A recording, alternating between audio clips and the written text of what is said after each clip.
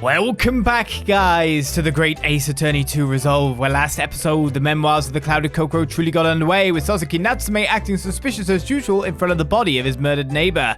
This led to Sholmes starting one of his great deductions, as the logic and reasoning spectacular decided that the victim, William Shamspeare, committed suicide through soap.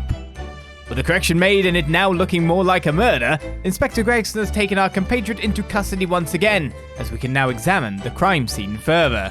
Starting with this down here, I think, personally. What's this?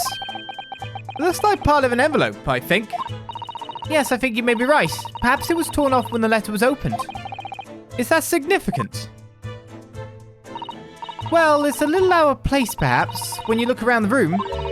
There's no sign of a letter or the rest of the envelope, in fact, is there? Ah, she's right. And yet, here we have the torn off end of an envelope.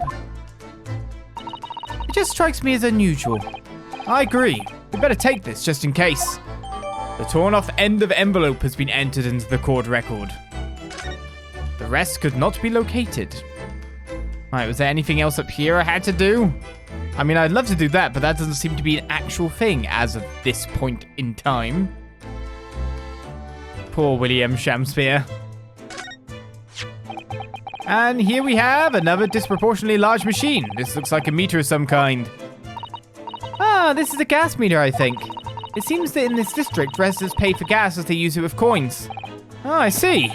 Yes, now you pointed it out. I can see that there's a slot just here that looks like it would take a coin. So you mean if you put a coin in here? That's right. That would buy you about 2 hours of gas for lights and heating. So if you were a poor person with no money, you'd have to sleep in the freezing cold. Yes, or if you were a scatterbrain with no change because you've got to exchange your money at the bank. Thank goodness there's no meter in our office. Oh, that's it. Looks like you're having a good snoop around, eh? Ah, Inspector Gregson. Inspector Gregson! Back so soon! After I threw that little Japanese fellow in the clink, I went and reported this to the investigation division.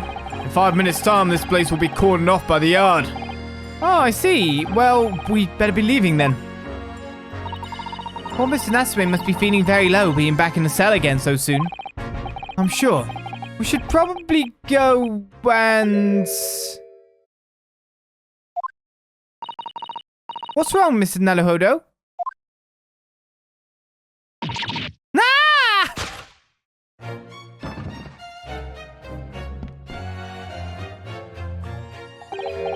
Out, out, brief candle. Life's but a walking shadow, a poor player. That struts and frets his hour upon the stage, and then is heard no more. Now, how soundeth the next part? It is a tale told by an idiot full of sound and fury, signifying nothing. Indeed, oh happy day! What? Walking Dead!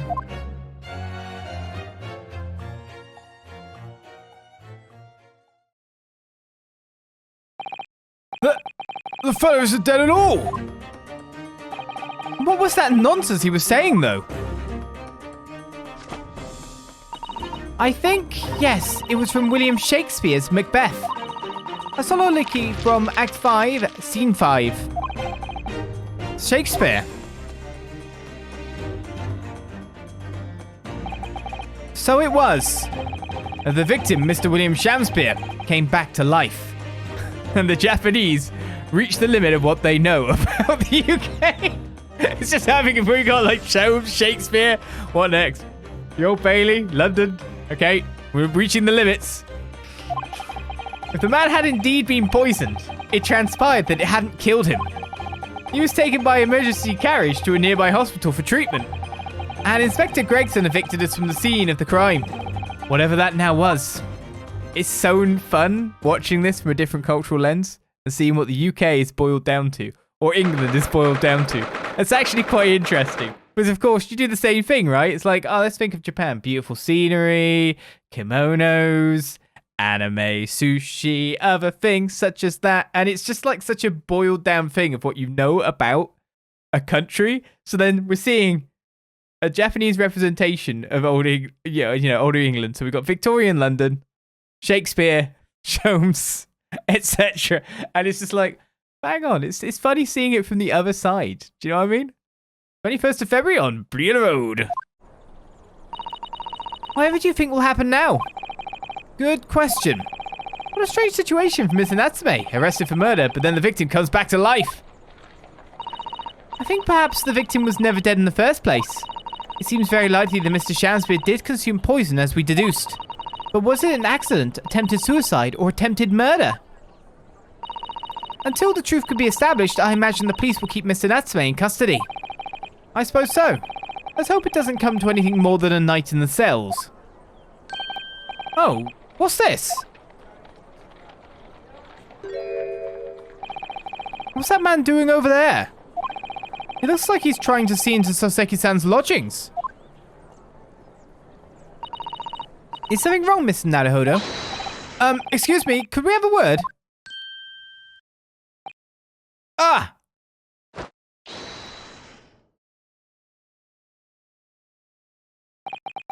He just ran off. I feel sure that I've seen that man somewhere before. Where was it? I do too, but I don't remember.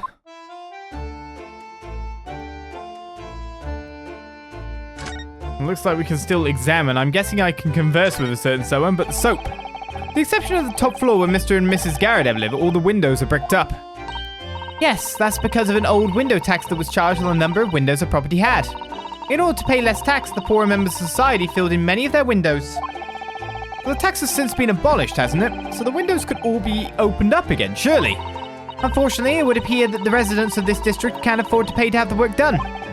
Yes, that is a sad state of affairs. Especially for people like poor Mr. Natsume, who have to live all cooped up in a windowless room. I suppose that's the price you pay for living in very cheap accommodation. It all seems rather pointless when you put it like that.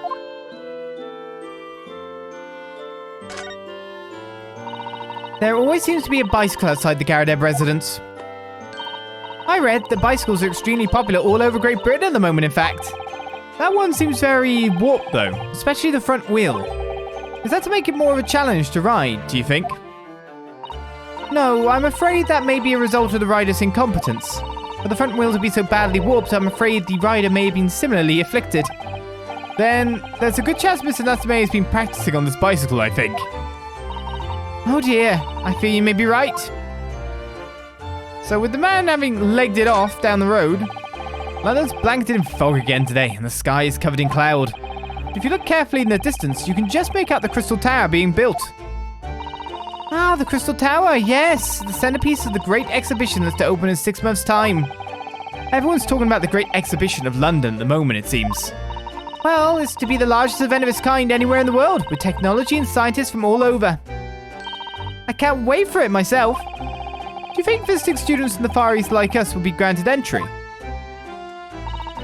The last great exhibition that was held in London had more than 6 million visitors, it seems. And this time, the British are determined to make it an even bigger success, to outdo the Paris Exposition. I see. That's an incredible number of people. With so many people expected to attend, we should easily be able to slip in unnoticed. There's always the honest approach of buying tickets at the main entrance, Mr. Naruhodo. I'm like, were these bits always broken? The Garrideb household and Mr. Natsume's lodgings are in a prominent position there on the corner. Sometimes when I look at the building, I can't help feeling that it's at a bit of a slant. It does rather look as though it would collapse at even the smallest earthquake, doesn't it? And isn't it supposed to be haunted as well? I think I might have a hunch as to why Soseki-san is such a hunched back. Duck and cover. Anything going on the second side of the street today? Not so much. Why has somebody built this snowman on some sort of pedestal, do you think? That's not a pedestal, Mr. Naruhodo. That's part of the snowman's body. Really? But it already has a perfectly good body. Well, it's true the British snowmen are usually made with 2 balls of snow. Perhaps this is a foreigner. And now we're looking at him as if he's strange. Poor man, I know how he feels. If anything, it's Japanese and British tubal snowmen that are the strange ones, isn't it? After all, real people do have 3 sections: head, torso, and legs. Do you ever think that perhaps you think about things too much? Maybe so. I guess then we're supposed to be speaking. Or moving. Where to?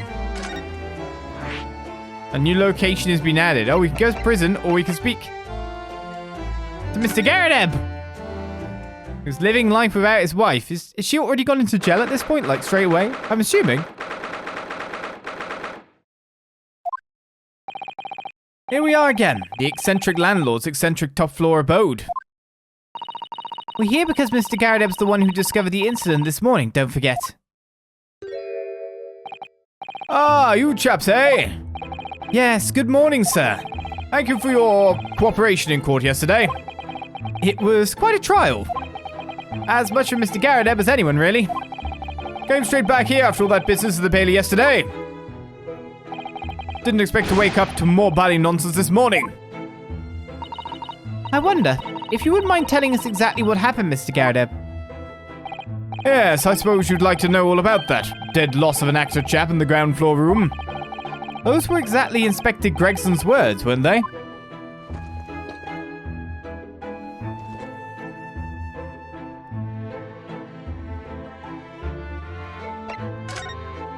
Hello, sir. This morning's incident. How did you get the inkling? It must have been a real shock for you this morning. I hear that you discovered what had happened. Ah, well, that hopeless actor chap rises at 5 o'clock sharp every morning without fail. But at 5:30 this morning, he still hadn't lit the gas. So I went down and knocked on his door, but no bally answer. And that's when you broke into his room by kicking down the door? Well, I called on that rum-looking Japanese chap to do the grunt work, of course. Wasn't it a little premature to kick the door down? The man could have just overslept by half an hour. That's very true, Mr. Naruhodo. If 30 minutes oversleeping warranted such behavior, I'd have to kick your door down every morning.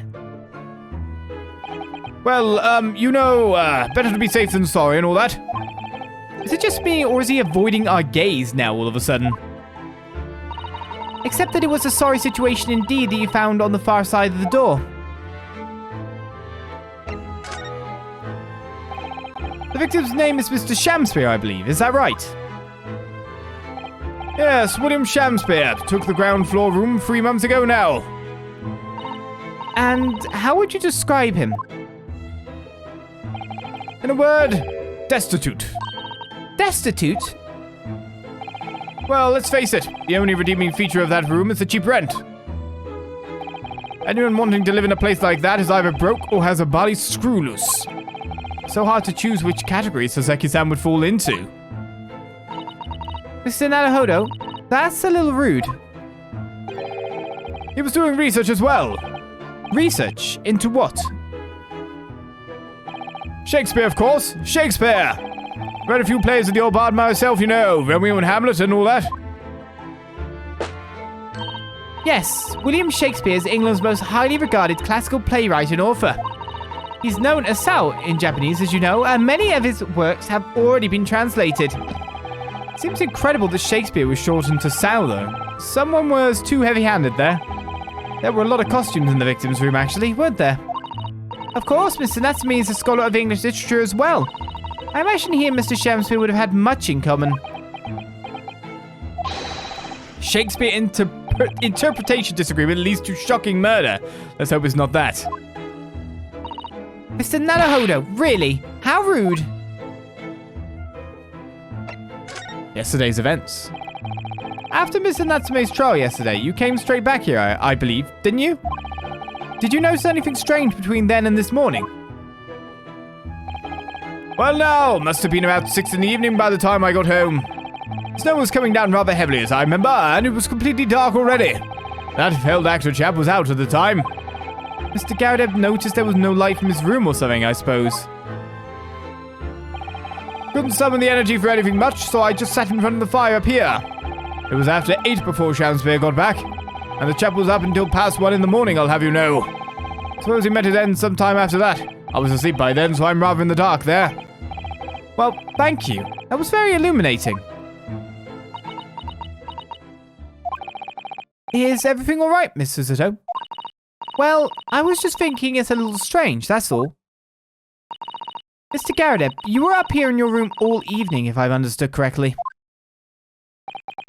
Not a big fan of stairs, not with this blasted leg. Then, how is it that you seem to know? The precise movements of your tenant on the ground floor, I mean. Ah! That's a very good point. I can't imagine that you could hear noises from the ground floor all the way up here. Does this old man like to spy on his tenants? Is that it? I say, I know what you're thinking. It is a bally outrage. I'm ex-military, don't you know? I don't go around spying on my tenants. Why would I? Then how did you know, Mr. Garrideb? It's the gas, woman. The gas tells me everything. The gas? Speaking gas? What on earth do you mean, sir? How can the gas tell you anything, let alone everything? Well, as you're probably aware, the gas is supplied to the building by pipes. Yes, I'd more or less worked that out. Every room in the building is connected by a single pipe to the gas main outside, and the gas company supplies gas to properties via the main. Yes, I understand that too. Let me see if I can explain. Let's say I was to light the gas lamps up here. What do you suppose would happen? Well, obviously the room would get brighter. Exactly, but at the same time, the lights in all the other rooms of the house would dim for a moment. What? They dim? Why? Perhaps it's because when you light a gas lamp, it briefly uses more gas than usual, and that reduces the amount of gas in the pipe for the other lamps that are connected to it. That might explain why the other lamps dim momentarily, mightn't it? Yes, of course, because everything's connected to a single supply pipe. Is that supposed to happen, though? It sounds rather undesirable. Jolly good point. Fact is, the gas company's pipes in these parts are pretty hopeless, long worn out, and barely got any gas in them to start with. Opposite's also true, of course. Extinguish the lamps up here, and they glow brighter in the rest of the house. Ah, right, I see. So by watching the flickering of the lamps in one room, you can determine what's happening elsewhere. You've got it. Oh, of course, because when people come back home in the evening before they go to sleep at night, what they're guaranteed to do is either light or put out their lamps and fires. Clever. In point of fact, the room on the ground floor and the one above it use slightly different amounts of gas. By watching the lights in here closely, I can work out almost exactly what's going on in the whole house. Gosh, that's fascinating, Mr. Garrideb. Absolutely fascinating. Oh, well, nothing to it, really. And I can't really see that it's going to help us with the case, either. What I'd like to know is why Mr. Garrideb is so interested in what his tenants are up to in the first place. I feel like there's more to it than idle curiosity. Well, we've done as much investigating here as we can, I think. Perhaps we ought to go to the prison and speak with Mr. Natsume again. A good idea.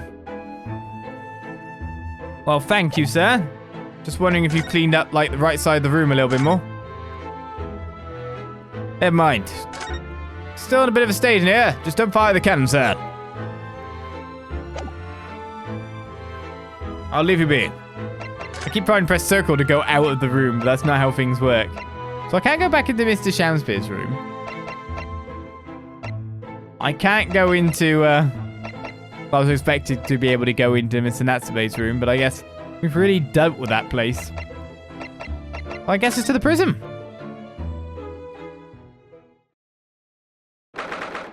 February 21st, local prison, cell 9. Look, Mr. Naruhodo! Mr. Natsume, have the police finished questioning you now? Locum student Mr. Naruhodo Esquire! Oh, yes. What is he? Tell me! Is he a ghost? Is he here to haunt me? Let me guess, you're talking about Mr. Sholmes. He actually calls himself a great detective, Mr. Natsume, not a ghost. But his diabolic deductions, they're not of this world. They've left me. Ah, cursed! I'm cursed, I tell you. Well, that sort of hurts. Credit where credit is due, Mr. Naruhodo. You were heavily involved in the deduction too. Yes, moving on. We have some wonderful news. Oh? The victim that we all thought was dead has come back to life again. Now, in the absolutely worst case, you could only be tried for attempted murder. That's great, isn't it, Mr. Natsume? It's terrible! Oh. I'm stuck in the cell, suffering for some silly wrong end of the stick.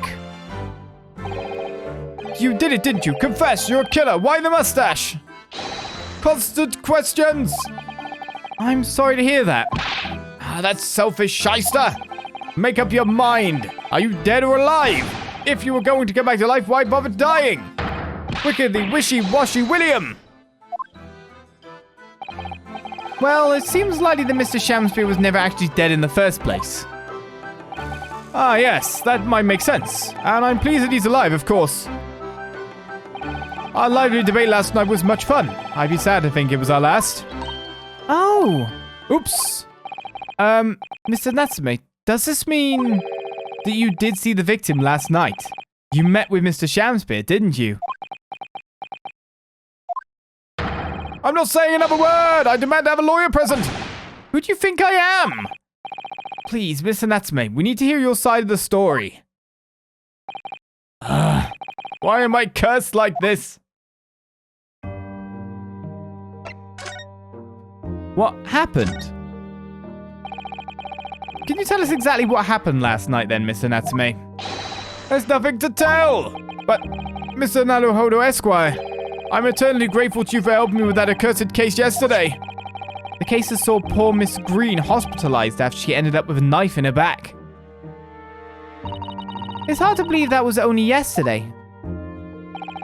After the trial was over, I trudged my weary way back to my lowly lodgings. And that evening at 9:30, it must have been, I visited Mr. Shamspeare. So you did go to the victim's room then? As we feared.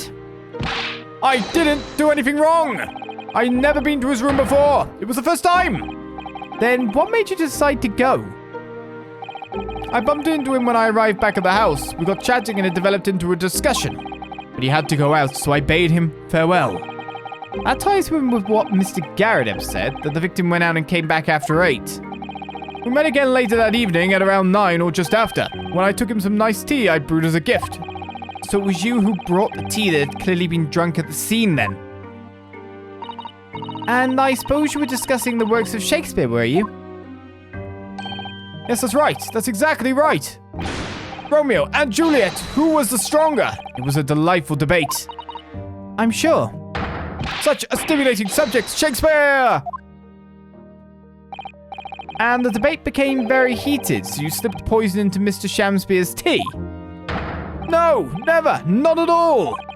Team Juliet won, that was me, and when I left his room, the flamboyant fellow was fighting fit, I swear it, categorically. Okay then, well, what about your cursed existence? Mr. Natsume, you often say the same thing about yourself, I've noticed. That you have a cursed existence. I'm sure I've mentioned this to you before, but I've been here in Great Britain for a year now, and in that time I've learnt that it's no place for me. It can be very trying to live in a foreign land and adapt to the ways of another culture. There are foreigners everywhere I look, and they all stare at me. They all laugh. That's the impression I get whenever I go out. It makes me scared to leave my room. Which is why I've become a recluse. But even in my room, I find no respite from my fears.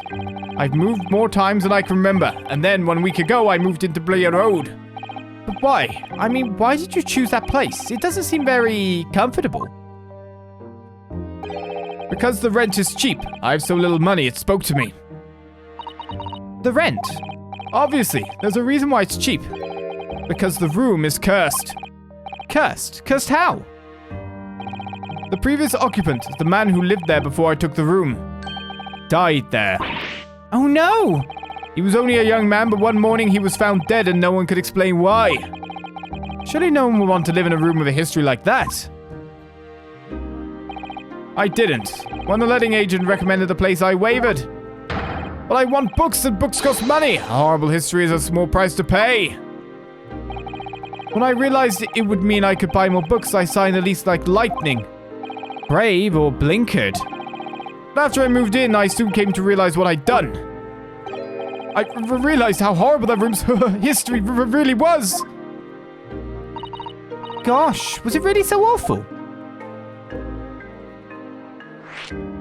A horrible history. How did the room's horrible history affect you, Mr. Natsume? What happened? At first, it was just a feeling. The feeling of beady eyes boring into my back, watching me. Do you think that might just have been your mind playing tricks on you? No. My mind doesn't know any tricks. It was someone else. It's been one long nightmare ever since I was given the keys to the place. A nightmare? You've been having bad dreams, you mean? All the souls who died in that room lean over me in my sleep and try to strangle me.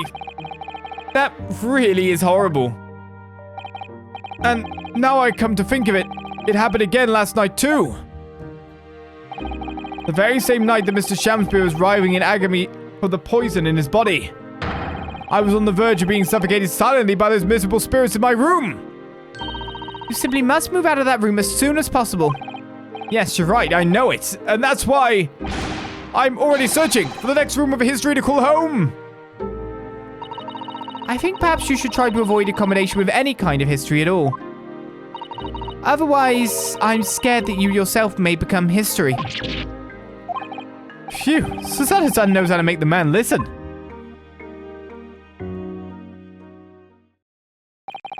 Of course, Mr. Lord of the Manor is worried about the curse on my room as well. You mean Mr. Garrideb? Yes, he knows that if people keep dying there, he'll never be able to rent it out again. Well, that's true. I, for one, wouldn't go near the place. Perhaps. That may explain why the landlord pays so much attention to the gas lamps and his tenants' movements. You mean because he's worried about their well-being? He does seem to have an unusually keen interest in the amount of gas in the pipes. There must be a reason why he keeps such close tabs on the occupants of his let rooms. What do you mean, he pays so much attention to the gas lamps? Oh dear, no, it's nothing to do with you, Mr. Natsume. Please, forget I said anything. Oh, now you're talking about me behind my back as well. What's important is that Mr. Shamspeare isn't in fact dead at all. Once he's come round, he's able to tell us what happened. We'll be able to get you released. Yes, please. Oh, I do hope you're right. Excuse me. Inspector Gregson! I can overhear what you just said. And on that note, I have some good news and some bad news. Oh. Which you want first? Always, every time, the bad news comes first. When hope is all you have, hold on to it. That's my guiding principle. Right, well, in that case, the good news it is. Huh? Sorry, but it's just a lot easier to explain everything that way. And why did you ask me my preference? As you might have heard, the victim, Mr. Shamspeare, was just unconscious. He's come round now. Yes, we saw it happen in all its terrifying glory. He's still being treated by the doctors, but we managed to get a written statement from him already. Oh, isn't that wonderful, Mr. Natsume? Oh, thank goodness it's all over then. I can leave this somber cell.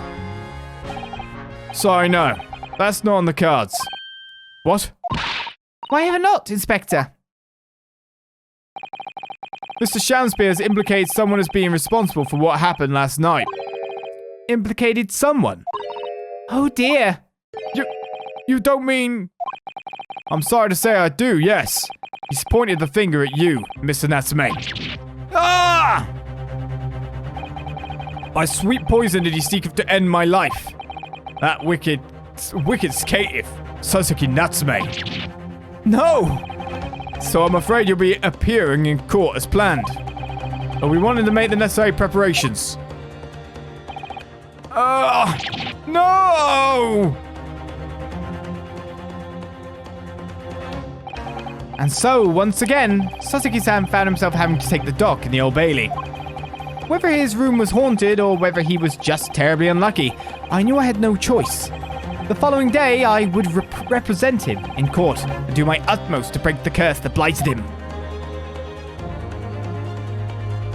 So we're going to deal with the Reaper of the Bailey, yeah?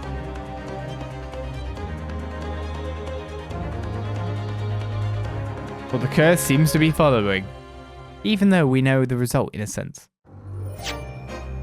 Having started in the present, after all.